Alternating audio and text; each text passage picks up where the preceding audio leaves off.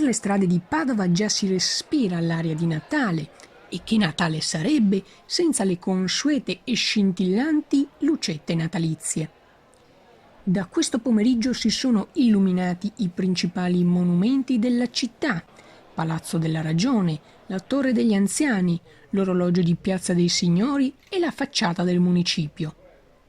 Un po' meno scintillante il Natale in alcune vie che rischiano di rimanere letteralmente al buio. Si investe sempre meno in decorazioni natalizie, con le città che spesso rimangono spoglie.